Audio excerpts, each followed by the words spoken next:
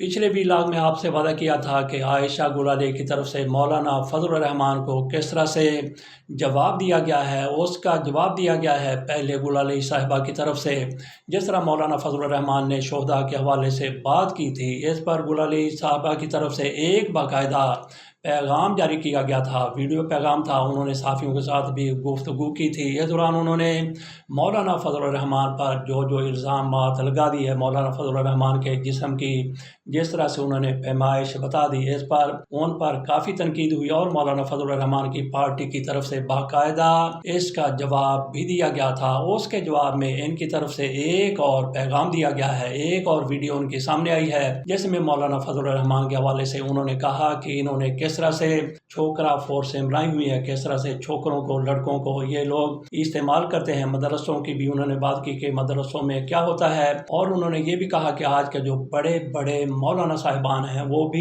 इसी प्रोसेस से गुजर कर ही यहाँ तक पहुँचे हैं, इतने बड़े आलम बने हैं, इतनी बड़ी आला पोस्टों पर बैठे हैं। उन्होंने ये भी वाज़ेह कर दिया कि मैं हर आलम के बारे में बात नहीं कर रही, मैं इन्हीं लोगों के बारे में बात कर रही हूँ, यानी मौलाना फजल रहमान और उनके जो पार्टी के लोग हैं। उन्होंने ये भी कहा कि मैं जमात सुफ़ा की चेयरमैन हूँ। आयशा गुलाली की तरफ से कहा गया कि अब मुकाबला होगा छोकरा फोर्स में और अबाबिल ब्रिगेड में। अबाबिल ब्रिगेड वो अपने कारकुनों को कहती हैं, अपनी जमात सुफ़ा के कारकुनों को, अपनी जमात सुफ़ा के लड़कों को या नौजवानों को वो अबाबिल फोर्स के नाम से या फिर अबाबिल ब्रिगेड के नाम से याद करती हैं। पहले आपके सामने रखते हैं कि उन्होंने जो कुछ मौलाना फजल रहमान के हवाले से इस वीडियो में कहा, उसके बाद बिलावल भुट्टो ज़रदारी के बारे में उन्होंने जो कुछ कहा वो भी आपके सामने रख देंगे। उनको किस तरह से उन्होंने कहा कि ये बिल्लो रानी से बिल्लो राजा बनने के लिए तहरीक इंसाफ के करीब जा रहे हैं। तो पहले देखिए कि मौलाना फजल रहमान के हवाले से ये क्या कहती हैं। बारगेन मुल्ला के मदरसों में गरीब बच्चों का जो जिनसी इस्तेसाल होता है, उस पर BBC और अल जजीरा की डॉक्यूमेंट्रीज मौजूद हैं। मैं बतौर एक इस्लामिक स्कॉलर अपना दीनी और अखलाकी फरीजा समझती हूँ कि गरीब बच्चों के जिनसी इस्तेसाल पर बात करूं, क्योंकि ये सारी उम्र की बीमारी बन जाती है। बारगेन मुल्ला ने इस्लाम का नाम इस्तेमाल करके अरबों की जायदादें तो बना ली, विजारतें तो हासिल कर ली, लेकिन अपना दीनी फरीजा यानी अपने मदारस में गरीब बच्चों के जिनसी इस्तेसाल, मुआशरे में फैली बुराइयों और इस्तेसाल के खिलाफ कभी आवाज नहीं उठाई, न ही कभी कौम की इस्लाह की।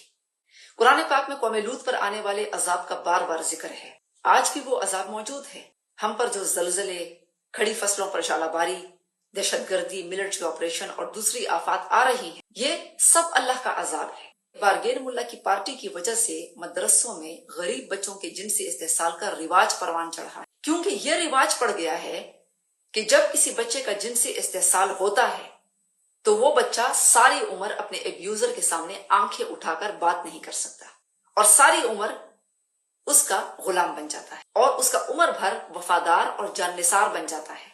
इस तरह एक छोकरा फोर्स बनाई जाती है और इस तरह लोगों को कंट्रोल किया जाता है। जिनसे इस्तेसाल के शिकार बच्चे बड़े होकर एक किस्म की लत या आदती बीमारी में मुब्तला हो जाते हैं, जिसका मैं नाम लेना मुनासिब नहीं समझती, और फिर सारी उम्र अल्लाह के अजाब में गिरफ्तार हो जाते हैं। जमीयत के बड़े इस दौर से गुजर चुके हैं, इसलिए तो इतनी बेशर्मी से गालियां दे रहे हैं। ऐसे लोगों के पेट बड़े हो जाते हैं, वो किसी काम काज के नहीं होते, ना फौज में भर्ती हो सकते हैं, ना मजदूरी कर सकते हैं, बड़ी बड़ी दाढ़ियां रख लेते हैं, सिर्फ बातें बना सकते हैं, फिर मसाजिद की तामीर के पैसे भी खुर्द कर लेते हैं, क्योंकि ये किसी काम काज के काबिल नहीं। और अगर खुदा ना खास्ता कहीं जंग लग जाए तो बड़े पेट की वजह से भाग भी नहीं सकते। अवाम को मेरा मशवरा है कि इनके इस्तेमाल शुदा ब्लेड्स और सिरिंजेस से दूर रहें। ह्यूमन राइट्स तंजीमों को मदारस में बच्चों के जिनसी इस्तेसाल का सख्त नोटिस लेना चाहिए। बारगेन मुल्ला जमात सुफा ने अपने कारकुनों को अबाबील का नाम दिया था। आप इतने फ्रॉडिया हैं कि जमात सुफा के कारकुनों का नाम इस्तेमाल कर रहे हैं, हालांकि आपके कारकुनों का नाम छोकरा फोर्स है। छोकरा पार्टी का सरबराह अपनी करप्शन से अवाम की तवज्जो हटाने के लिए मुझ पर बगैर सबूत कर्नल जनरल के साथ मिलने का इल्जाम लगाता है। क्या मेरी कोई एक तस्वीर कर्नल जनरल के साथ पेश कर सकते हो, जबकि आपकी तस्वीरें हर जगह उनके साथ नजर आएंगी? मैं किसी कर्नल जनरल के मातहत नहीं, मैं सिर्फ अल्लाह ताला के मातहत हूँ। बारगेन मुल्ला समझता था कि इस्लाम का हुलिया अपनाकर वो above the law है. But let me tell you, no one is above the law. Bargain mullah will be made accountable and will not be allowed to use Islam as a cover for his corruption. इसकी 60 साल सियासत से अवाम को आज तक कोई फायदा नहीं हुआ. अवाम इसकी असलियत जानते हैं.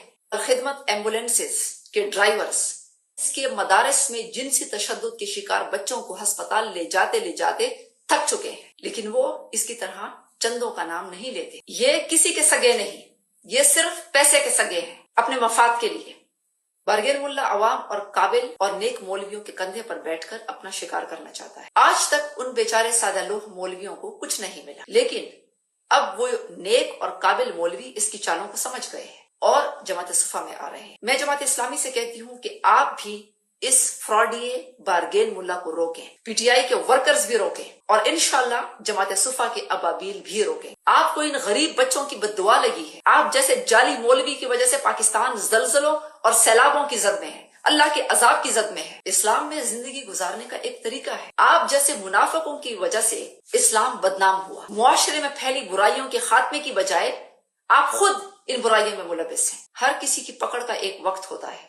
आपका वक्त आ चुका है. एक घर दामाद ने बारगेन मुल्ला को बाप बोला है. इससे अंदाजा लगाएं कि बारगेन मुल्ला के पीछे कौन कौन खड़ा है. बारगेन मुल्ला सख्त बुज़दिल इंसान है. इसकी पुश्त पर हमेशा कोई ना कोई होता है. इस दफा इसके पीछे पीडीएम है. हर दौर के फिरऔन के मुकाबले में एक मूसा जरूर पैदा होता है. मैं पीडीएम की जमातों से कहना चाहती हूँ, तुम्हारे पास करप्शन के अरबों रुपए और इक्तदार की ताकत है. मेरे पास ना करप्शन का पैसा है, ना ही मेरे पीछे कर्नल जनरल है और ना ही मैं इक्तदार में. मेरे वालिद और मेरी वालदा दोनों रिटायर्ड असातिज़ा हैं, लेकिन मेरे साथ अल्लाह है. मेरे पास सिर्फ अल्लाह की जात है, इसलिए मुझे किसी का खौफ नहीं. बिलावल जरदारी, सिंध के नौजवानों को मंशियात सप्लाई करते हो, मनी लॉन्ड्रिंग करवाते हो. रहमान डकैत आप बनाते, उजैर बलोच आप बनाते, राव अनवार के जरिए बेगुनाह लोगों को आप मरवाते. क्या यह है आपकी कारकर्दगी? जरदारी अपनी करप्शन की वजह से फंस चुका है. हाफिज आसिम मुनीर तकरीरों पर नहीं, एक्शन पर यकीन रखता है. मुझे बेनजीर भुट्टो ने बेटी कहा था, इसका जवाब दें. बिलावल जरदारी, आपकी पार्टी पिछले 18 साल से मुसलसल सिंध और पाकिस्तान में इक्तदार में है. क्या वजह है कि आज भी सिंध में इंतहाई गुर्बत, बेरोजगारी, डाके, भत्ताखोरी, कारोकारी, गरीब सिंधियों पर वडेराना जुल्म और जबरी मजहब तब्दीलियां उरूज पर है? इसका जवाब दें. क्यों 18वीं तरमीम के 16 साल बाद भी पीपल्स पार्टी K4 प्रोजेक्ट मुकम्मल नहीं कर सकी, कराची के लोगों को पानी तक नहीं दे सकी? क्यों यूनिवर्सिटी रोड 18 साल में मुकम्मल नहीं हो सका? क्यों ग्रीन लाइन अब तक नहीं बन सकी? स्कूलों की बदतरीन हालत, टूटी फूटी सड़कें, गंदे नाले, क्या यह है आपकी कारकर्दगी? क्योंकि आप सिर्फ 18वीं तरमीम के फंड्स लूटने में मसरूफ रहे. पीपल्स पार्टी का नजरिया है, जब ज्यादा फंड्स आएंगे तो ज्यादा मनी लॉन्ड्रिंग होगी. पाकिस्तान में नए इंतजामी यूनिट्स अवाम का देरीना मुतालबा है, जिसके लिए 28वीं तरमीम इंतहाई जरूरी है. जो लोग 28वीं तरमीम के मुखालिफ हैं, उनको सिर्फ पैसा खाने से काम है, जिसकी वो मनी लॉन्ड्रिंग करते रहे हैं. सिंध में जालिमाना वडेरा शाही के हाथों में ताकत और पैसे का इर्तिकाज ही जुल्म, इस्तेसाल और करप्शन की जड़ है, जिसका हल सिंध में नए इंतजामी यूनिट बनाना है. बिलावल जरदारी, भुट्टो खानदान दानिशमंदी की अलामत था, मगर जरदारी डॉक्ट्राइन सिर्फ लूट मार और करप्शन है. दुनिया मिस्टर 10% को अच्छी तरह जानती है. वो कौन सा बाबा है जिसके ईमा और सरपरस्ती में पिंकी सिंध के बच्चों और नौजवानों को ड्रग्स सप्लाई करती रही, ताकि उनको जहनी मफलूज करके वडेरों के बच्चों का नस्ल दर नस्ल गुलाम बनाया जा सके. सिंध के नौजवानों को मंशियात सप्लाई करते हो, अयान अली से मनी लॉन्ड्रिंग करवाते हो. सिंध के लोगों से पूछो बेनजीर भुट्टो और मुर्तजा भुट्टो के कातिल के बारे में. मुझे बेनजीर भुट्टो ने बेटी कहा था, मैं तो मुंह बोली बेटी थी, लेकिन जो असल बेटा है सिंधी कह रहे हैं कि वो बेनजीर के दुश्मन की गोद में बैठा है और फिर उसी बेनजीर भुट्टो के नाम पर इक्तदार भी हासिल करते हैं. ये सिर्फ पैसों से काम रखते हैं. जरदारी अपनी करप्शन की वजह से फंस चुका है. अपने बचाव के लिए पीटीआई के तिनके का सहारा ले रहा है, और शायद इस उम्मीद पर भी कि पीटीआई अब बिल्लो रानी की बजाय बिल्लो राजा कहना शुरू कर देगी. लेकिन ये जिस डॉक्टर के पास जा रहे हैं वो खुद 9 मई और करप्शन केसेस में सजा याफ्ता है. آج حافظ آصف منیر ہر کرپٹ اور پاکستان کو نقصان پہنچانے والے شخص کے پیچھے جا رہا ہے. وہ تقریروں پر نہیں، ایکشن پر یقین رکھتا ہے. کیا پیپلز پارٹی نے کبھی ان مولویوں کی مذمت کی جو اہل تشیع کے خلاف پروپیگنڈا کرتے ہیں؟ کیا آپ نے کبھی یہ کہا کہ اسلام میں کوئی شیعہ سنی تقسیم نہیں، یا پاکستانی شناختی کارڈ یا پاسپورٹ پر کوئی شیعہ سنی نہیں لکھا؟ آپ نے سندھ میں کاروکاری اور جبری مذہب تبدیلیوں کے خلاف کیا عملی قدم اٹھایا؟ غریب سندھیوں پر وڈیروں کے ظلم پر کیا عملی قدم اٹھایا؟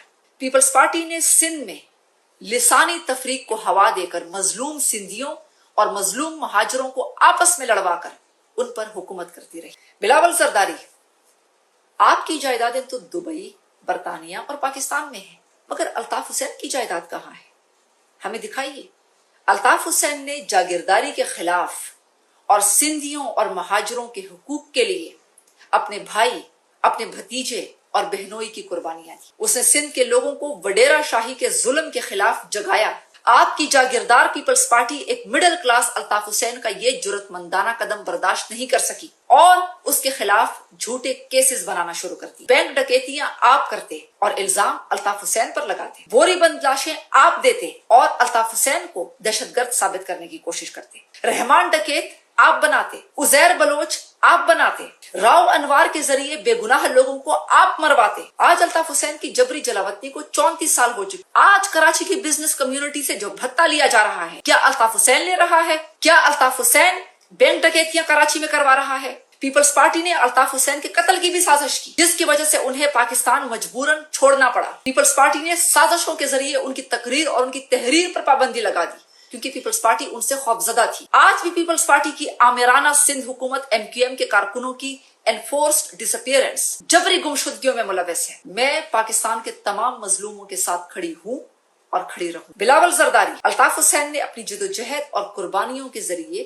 حقیقی جمہوریت متعارف کروائی. انہوں نے پہلی مرتبہ غریب اور متوسط طبقے کو پارلیمنٹ تک پہنچایا. انہوں نے موروثی اور خاندانی سیاست کو چیلنج کیا. انہوں نے طاقت اپنے خاندان کو نہیں، غریب اور متوسط طبقے کو دی. کسی شخص کو اس کے وطن سے دور رکھنا سب سے بڑا ظلم. پاکستان میں الطاف حسین کے ماں باپ، خاندان کی قبریں ہیں. ہمارا مطالبہ ہے کہ الطاف حسین کو اپنے ملک پاکستان واپس آنے دیا جائے تاکہ وہ سندھ میں پیپلز پارٹی کے جاگیردارانہ نظام کو چیلنج کریں. گل علی کی باتیں آپ نے دونوں کے بارے میں سن لی. یہاں پہ ہم نے اپنی رائے بھی دینی ہے. وہ رائے یہ ہے کہ گل علی صاحبہ کو جس طرح سے انہوں نے پہلے مولانا فضل الرحمان کو چھیڑا، مولانا فضل الرحمان کی پارٹی کی طرف سے ان پر بھی اسی طرح سے تنقید کی گئی، اور جواب میں انہوں نے پھر یہ باتیں کر دیا بھی ہوگا کہ مولانا فضل الرحمان کی پارٹی بھی ان پر بات کرے گی اور بلاول بھٹو زرداری کی پارٹی بھی ان پر بات کرے گی، اور یہ بات بڑھتی ہی چلی جائے گی. اس کو یہیں پہ جو کچھ ان کی طرف سے کہہ دیا گیا، اس کے بعد یہ خاموش ہو جائیں تو پھر بہت بہتر ہو گیا ان کے لیے بھی اور باقی سب کے لیے بھی. اجازت دیجیے، اللہ حافظ.